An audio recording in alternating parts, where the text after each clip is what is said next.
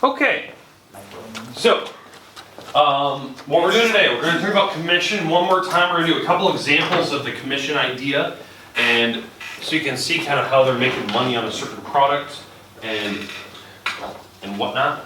We'll do probably some farm equipment one more time. We'll do a car sale. So hopefully this makes sense. And I'll try to give you a real life example of the car sale problem.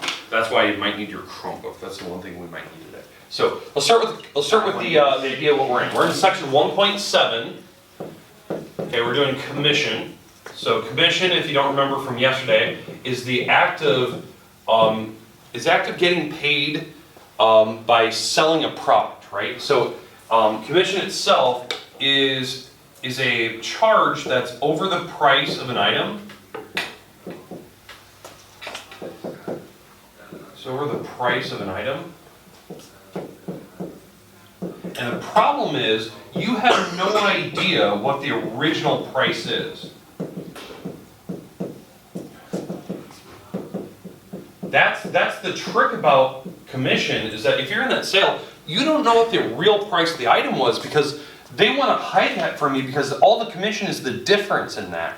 So let's say, I'm going to make this up, let's say your tractor that you're buying for $270,000. This is a tractor over at John Deere, let's say.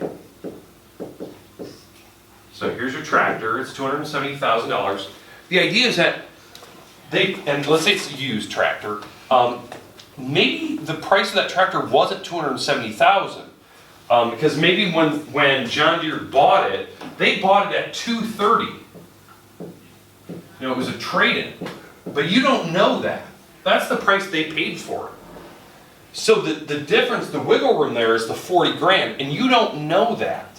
So the trick is, the commission that they're making is the difference in price. So that salesperson is trying to get top dollar for it.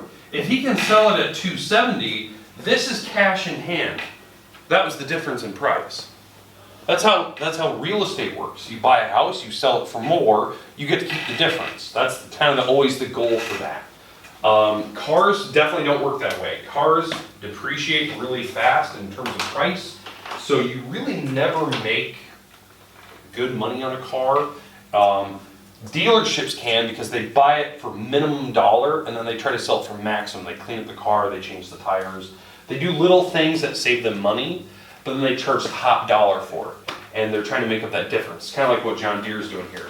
They bought it at this, they kind of spruced it up a little bit, maybe put some new tires on it or fixed up or installed some new equipment on it, and they're trying to sell it for top dollar. And it costs them literally nothing to do that because they already had the parts there in the store. So there's the wiggle room, that's the commission. Now, the idea here on this particular problem is the actual commission percent that you're getting. So that's what I'm talking about, is that maybe that salesperson, you know, on a $270,000 tractor, maybe they're going to receive 15% commission. Maybe that's what John Deere does. Maybe it's not Red Power. Red Power is 30. Maybe John Deere Brackey Enterprise gives you 30% commission. So they may not be getting all $40,000 back. They'll get a fraction of that percent. So what you do is, if it's 15% commission, maybe that's what you're working on, you multiply that by what you're selling it for. So let's say you sold that tractor for $270,000. Some farmer needed it, and they thought that was a pretty decent price for what it was. So they take $270,000, you multiply by 0.15, that's 15%, and here's the commission. Not bad, $40,000. $500 extra, maybe it was a sales bonus or something like that. But are you in that wiggle room? Well, here's the thing. You were close. You were really close, right? To the actual max. If there's any wiggle room, that 15% might alleviate. Maybe it's not 15, maybe it's 14.5%. But that's the idea. That's where the commission comes from. Questions on what commission is? How you calculate it? You take the percent times whatever you're selling it for. Again, we talked about yesterday, right? Car sales are a big one. They do this exact same thing. You get a certain percent of sale. Certain car sales, I think they get like 2 to 3%. It's not very big, but on a car, and you're selling a lot of them, you sell more of them than tractors, you can make a lot of money in a month. But there's certain months that people don't want to buy a car, right? People are willing to buy cars in tax season, like April, May, June. They want to buy their convertible. They want to get rid of them at the end of summer because they don't want to drive a car. They want to get to their SUV. So you'll have another sales boost September, October, and then that's it. Then it dries up. Like no one's buying during winter because usually there's snow out there. So you could go months without making sales and commission. So that's where, being a salesman is really tough. You have to like be able to like save and withstand those winters where you don't sell cars. Now, we also talked about Best Buy, right? Prices that are negotiable are items that are based on commission. So in Best Buy, it's the TV department and appliances. If you go to like McCluskey Appliance up here in uptown, there's negotiating for prices there, based on commission. Certain cell phone companies are based on commission. There's actually a little bit of wiggle room on the price that you want to pay. Unless it's a brand new item like the new iPhone, like you can't negotiate on that. It's kind of what you have to pay. Same with like the new Note 10 that just came out, same idea. But the older phones, there is wiggle room there. They could possibly sell it to you for cheaper, especially if you're a loyal customer and stuff. But yeah, it's kind of one of those weird things, but real estate and other things. All right, questions on what commission is. Okay, so here's what I want to do.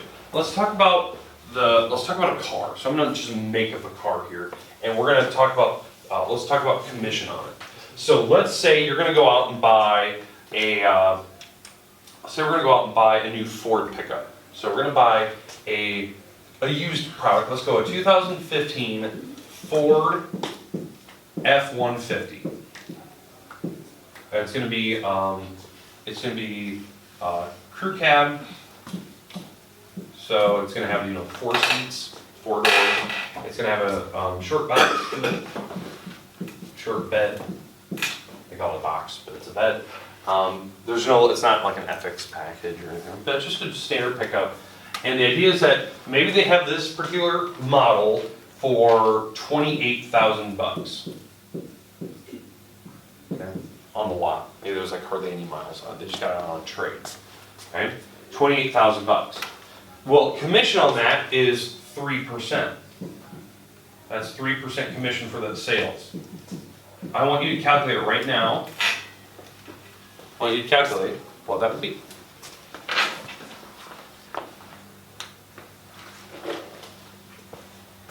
So, I want to walk around the room. I want to see it in your notes. I want to see it in your notes. Just write it down. Write down all the numbers there. And this will be the one pound that will prove that you know what you're doing today.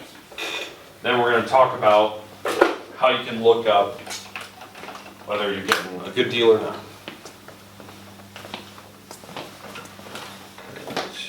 Okay.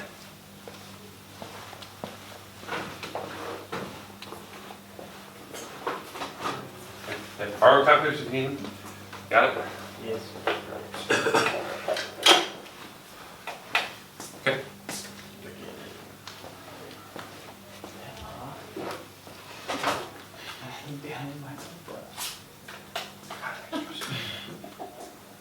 Extra zero between, yeah, great. No, keep going. Right in front of the 3 there. I didn't know how to draw. Point. But I think that's Back. pretty good. Look at your decimal there. Then go to 0.3. There you go, that's 3%. There you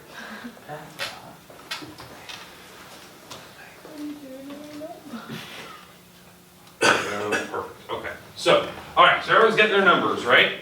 All right, so what was the final digit? Say that. $840. $840. $40. Okay, may not seem like a lot, but that's cash in hand. Okay, now, 3%, not a big thing. There's probably negotiating room there. Maybe this is a standard fee. I'm betting on that they didn't pay $28,000 or whatever that, $800 less than that was. What is 220? Let's see, 28,000 minus $840. They probably didn't pay $27,000 to buy that truck. They probably paid 24, and so there was negotiating room, and that's what I want you to see today. So if you have your Chromebook out, let's pull out your Chromebook. I'm gonna put a website up here on the board. I'd like you to make your way to the website. Try to avoid going to other places like emails and other things like that.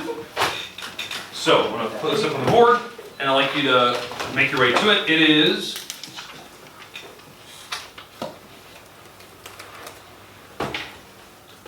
the NADA guys website. So let me put that up here. So here's your address. It's NADAguides.com. Now what this is, it's like Kelley Blue Book. Kelley Blue Book. These are two different websites that you can use to check prices on cars. What they're worth, what your car is worth, what you can sell it for, what you can buy it for, that type of thing. So let me, where's my cursor? There it is. All right. No. Where's my cursor?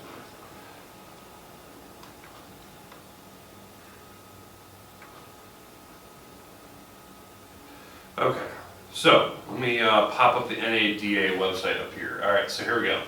So here's the website that's in question. What you do is you click the Start Now button. So right in the middle of the screen if you're there. So click Start Now. And what this will do is it'll ask you for a manufacturer. Don't click at the bottom, don't do anything like that, just avoid that. Manufacturer, we're going to choose that. We're obviously going Ford. So you're going to click, you're going to go to Ford. So you went to manufacturer there. Go to Ford. And now it's going to ask you for the type. So let me make this bigger. I'm going to zoom in a little bit. Okay, so did everyone make it to the NADA Guides website? Made it to Ford? Okay, we're going to pick a 2015. So 2015, we're going a few years back. So you got to wait for everything to load, blah, blah, blah. Now what you can do is you can scroll down and they only show you the models they made that year. So if you're looking at a car online and you're like, hey, this looks like a pretty good deal, and they give you the year, you can check, are they lying? Because maybe they didn't make that car in that year. That's something that you should know. So that's little things you should check. Now I'm going down, I'm going to go down to Ford F-150. So there's the one I'm clicking on, so I scroll down. So I'm clicking. Now here, they'll show you the different models that they had. Lots of different ones. They had a King Ranch edition, Lariats edition, Platinums, XLs, XLTs, regular cabs, super cabs. So they have like a bunch of different ones. We're going to go to Crew, and we're going to four-wheel drive, Crew Cab XL. So every car company has their own names for it. It's usually a crew cab. That's where they have multiple people in it. We're going four-wheel drive, and we're going XL. Now, for Ford, if you don't know, XL and XLT are their premium models, right? So XLT has all the bells and whistles. XL is kind of bare minimum. They have the Platinum, which has like everything, including all the weird technology on the inside. King Ranch has weird leathers. Lariats have usually different packages for towing, so you get used to like if you went to these websites enough. But I'm going to Crew Cab XL four-wheel drive. I'm clicking. Now it's going to ask for a zip code. You need to click that. So we're going 50438. That is Gardner 50438. And we're going down. You can type in the mileage for the truck. We can type in the options. We're just going to leave everything blank. I'm not going to click anything here. I'm just going to go to continue because we could get lost in all the clicking for all the options. And here's the value of the truck. So, all right. So did everyone make it there? Okay, what is the truck actually retail priced at? Well, clean retail, $26,000. So they're probably a little bit above price. They're selling it for a little bit too much. First thing I would do, no joke, if I was seriously looking at this truck, I'd say I'm not going to give you 28, I'll give you 26. Just to see what they do. I want to see their reaction. If he goes, I'll go talk to my manager, you're probably golden. They'll probably be like, all right, he's researched. If you go, not really comfortable with that price, what's your lowest dollar? They know you haven't really researched it yet, and then they're going to try to come back and convince you why. They're going to try to print off other websites. I've done this enough over the years. They'll try to print off like Auto Trader and be like, well, these are what the trucks around the area are selling for. I don't really care about that.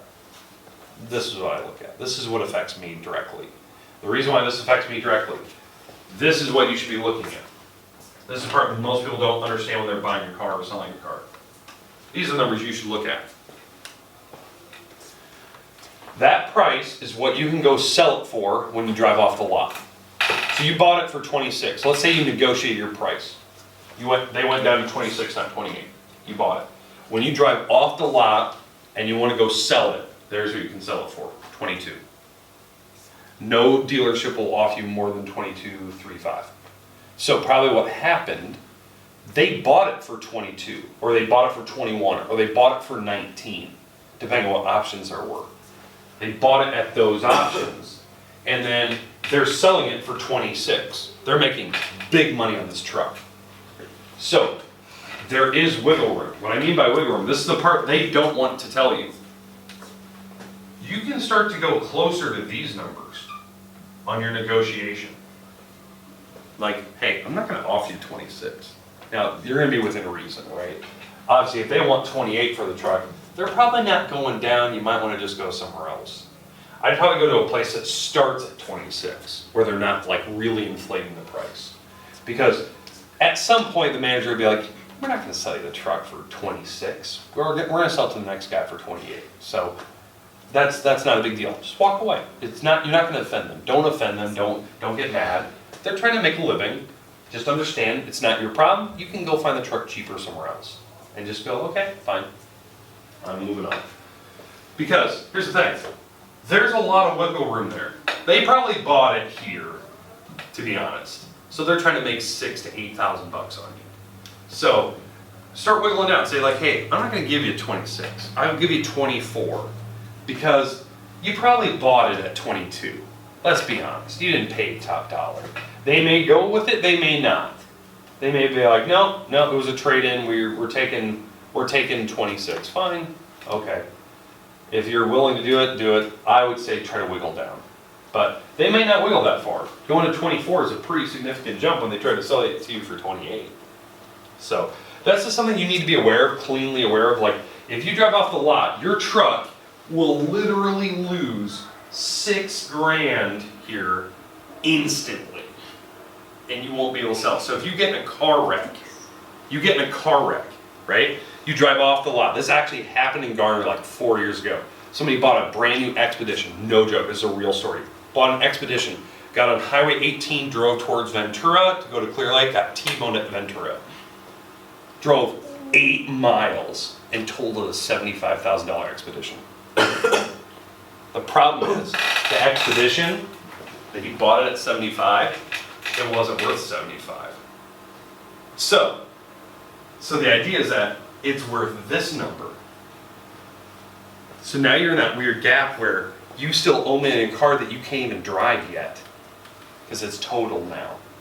And so that's something you need to be aware of. When you're going to that negotiation, you need to understand all the numbers in front of you. I look at this. I look at NADA. I go to Kelley Blue Book, pull up the same thing. I'm clicking all the options that's in this thing. I'm looking at everything about this truck. I'm looking at Carfax history reports. I'm looking at like, where's this thing been serviced? How many times has it been in an accident? Does it even look okay? Is there like weird spray jobs where they clearly painted over something? Is there any wrinkles? There's tons of stuff I look at when I go buy a car.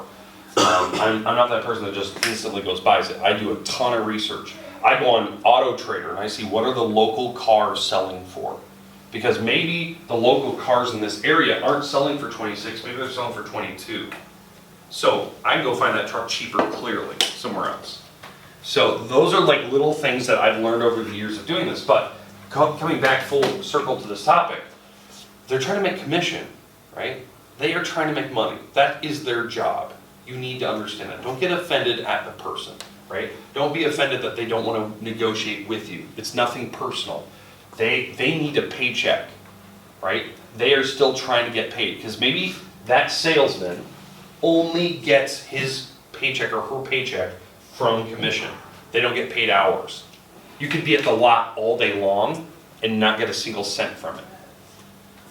That's why certain dealerships only have 1 or 2 salesmen or salespersons anymore, right? That it's just that it's a hard job because it's not a guaranteed paycheck every month.